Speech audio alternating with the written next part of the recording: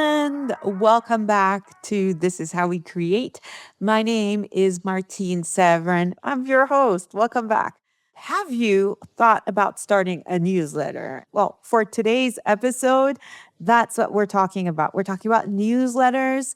And I know, you've probably been thinking about starting one too, because, friend, I have been thinking about starting a newsletter for many, many years. And what pushed me off my buttocks and off my bum was when my husband and I were on a trip in Vancouver and we found ourselves in a bookshop. Then I saw this book by David Hyatt that's called The Do Purpose. And in this one, it was about why you should start a newsletter. And as I was flipping through it, literally, I was flipping through this book and I felt myself, my chest was kind of like feeling some kind of way. And I realized that I had been a big chicken. I had been a big chicken because I felt like I'd let fear control me for just way too long. I could have started a newsletter, but I had convinced myself that the problem was I didn't know what I wanted to say. So that bookshop in Vancouver, that was when I started to think about not waiting for someone to give me permission because I just had to grab that permission myself. If you've been thinking about starting a newsletter but haven't, I want you to know something. You, my friend, are probably not procrastinating because you think you're lazy or undisciplined. You're probably hesitating because starting a newsletter means that you have to admit that you have some authority, and it means that you are trusting your own voice and what you've learned, trusting that this voice matters. So let me be your guide here because I've been exactly where you are now. This episode is brought to you by iCode. Every child starts as a creator.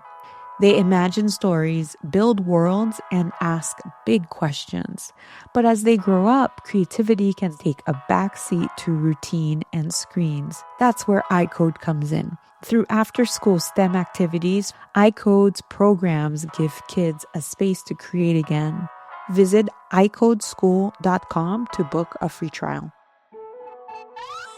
So the first thing is to just let go of the idea that you need to have it all figured out when you start.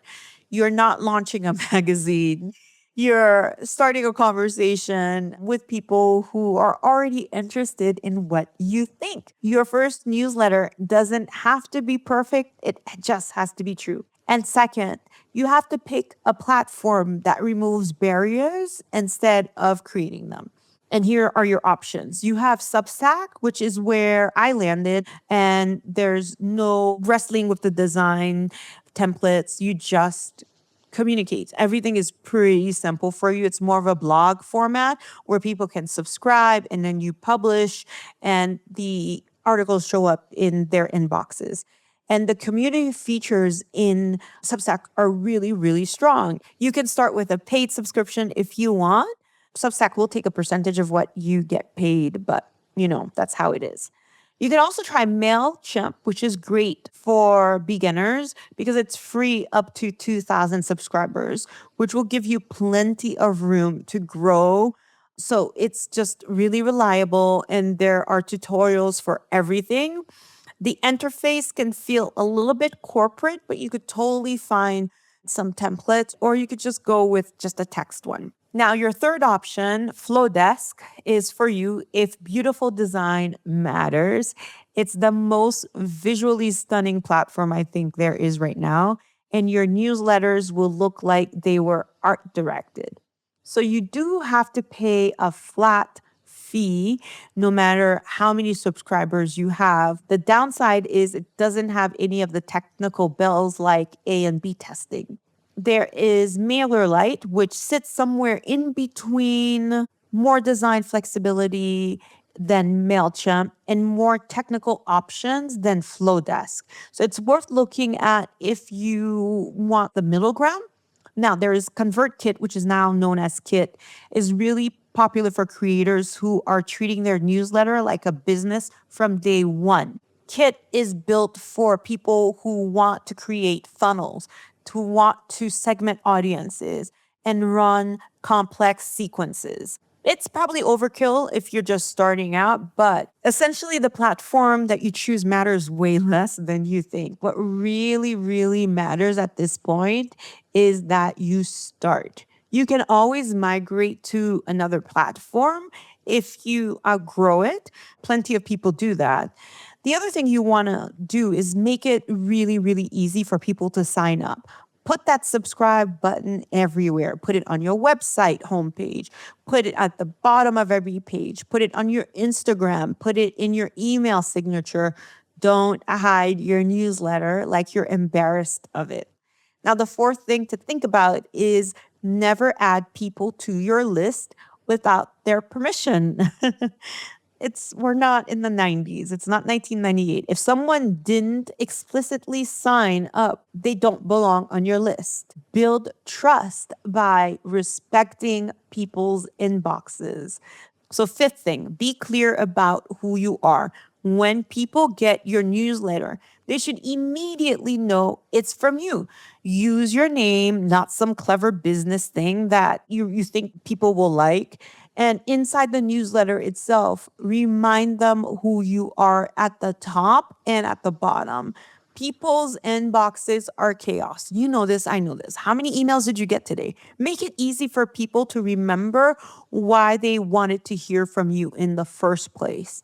Sixth thing, offer lots of value, not just promotion. Nobody wants a weekly sales pitch in their inbox. So think about how you can give them something that costs nothing but means something to them.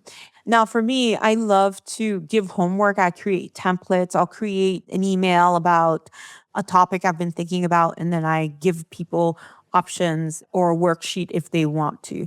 But maybe you have a story that reframes their relationship with creativity or a pattern that you've come across that you're sharing. You are not really building a list. You are really building a relationship with yourself. Every time that you are going to write your newsletter, you're trusting your own voice. You are gathering evidence that what you think matters, and you're creating a body of work that belongs to you, that lives in a space that you, my friend, that you control. If you've been thinking about starting a newsletter, that's my invitation. Don't wait until you feel ready, my friend. Don't wait, because you need to start now. Write about what you've already been thinking about. Share what you've already been noticing. Let your voice be messy and uncertain and real. I knew that I had something to say, something I'd always wanted to say, and I think so do you. So, having said that, don't forget to join us on Substack. The information is in the show notes. I push our newsletter out every Sunday. It's scheduled every Sunday.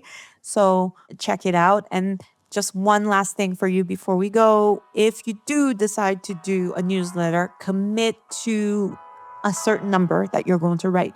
Commit to 5, commit to 10, and just get it out there. That's it for now. I'll see you later. Hi there. If you're loving the show, would you mind taking a quick second to leave us a 5-star review on your favorite go-to podcast app? While you're at it, subscribe to our Substack newsletter, Creative Matters. You can find the link to subscribe in the show notes. All right, that's all that I have for you today. Bye.